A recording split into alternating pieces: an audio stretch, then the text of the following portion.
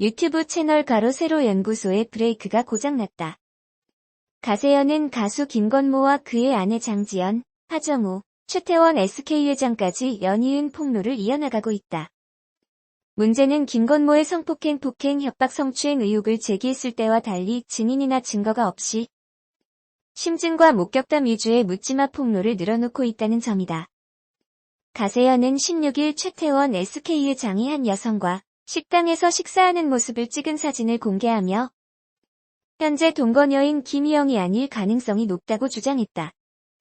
이에 대해 최 회장의 법률 대리를 맡은 법무법인 원은 18일 최 회장이 7일 모 여성과 저녁 식사를 했다는 유튜브 방송은 명백한 허위다. 최 회장이 식사를 함께한 사람은 김희영 TNC재단 이사장이라고 해명했다. 또 사생활 논란을 제기한 가세현의 김용호 전 스포츠월드 기자에 대해 허위사실 유포에 따른 명예훼손 혐의로 민형사소송을 진행한다고 밝혔다. 가세현의 강영석 변호사는 17일 프로포폴 투약 의혹을 받는 연예인을 언급해 논란을 불러왔다. 강영석은 유명 영화배우가 친동생의 이름으로 여러 번 프로포폴을 불법 투약했다는 보도에 대해 유명 배우의 이름이 이미 댓글에 나오고 있다. 나도 한 명 지목해보겠다. 예명을 쓰고 아버지도 배우다. 그 정도면 누군지 확인되지 않느냐라고 말했다.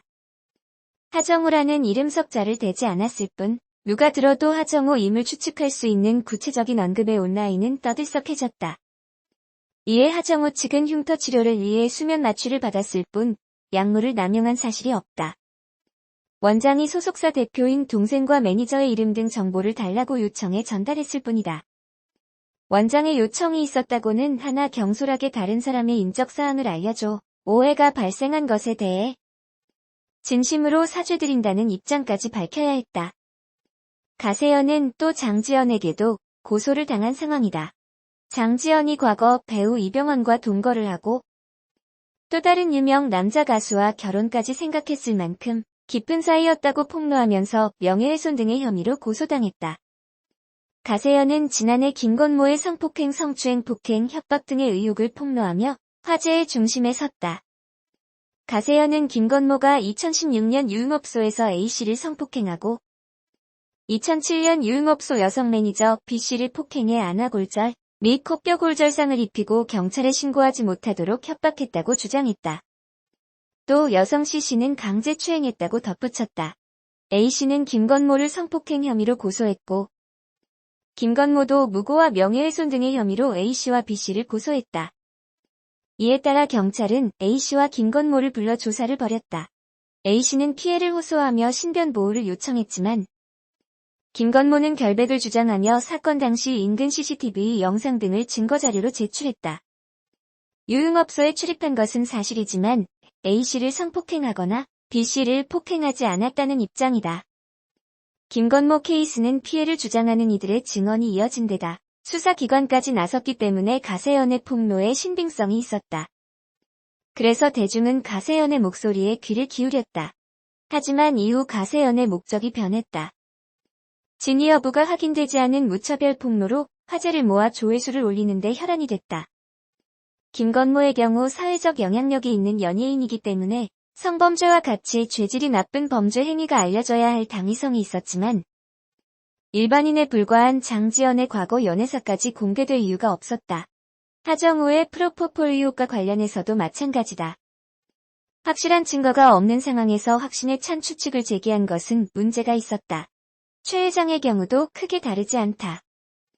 이어진 묻지마 폭로의 가세현의 주장은 헛소리로 전락하는 분위기다. 특히 강영석은 불륜관계를 의심받았던 블로거 도도맘 김미나의 강간치상 사건을 조작했다는 의혹까지 받고 있어 신뢰도가 크게 추락했다. 이런 상황에서는 애초 사회적 문제가 됐던 김건모의 사건까지 악영향을 받을 수 있어 우려의 목소리가 높아지고 있다. 한상원 아나운서를 둘러싼 KBS2 생생정보 하차설이 일파만 바로 번지고 있다. 일단 KBS 측은 상황을 파악 후 공식 입장을 밝히겠다는 입장이다. 지난 15일 서울중앙지법은 성폭행한 사실을 폭로하겠다면서 한 방송사 아나운서를 협박한 유흥업소 여성 A씨와 공범 B씨에게 각각 징역 1년의 집행유예 2년을 선고했다. 이 같은 판결 이후 지난 18일 유튜브 채널 가로세로 연구소에서는 KBS 더 라이브 진행 한상헌 아나운서 수시 성관계 논란이라는 제목을 통해 한상헌 아나운서 관련 폭로를 했다.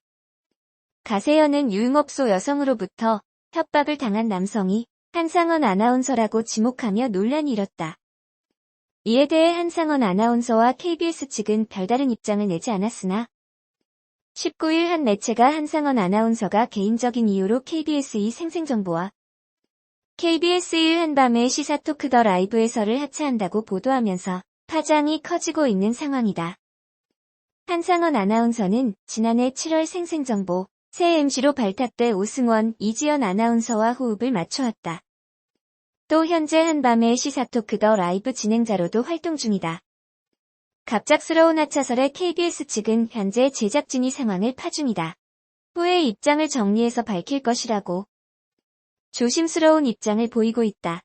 가세현 폭로 후 이어진 한상헌 아나운서의 하차설의 일각에선 의심의 눈초리를 보내는 한편 아직 가세현의 주장이 사실로 밝혀진 게 아닌 만큼 좀 더 지켜봐야 한다는 목소리도 나온다.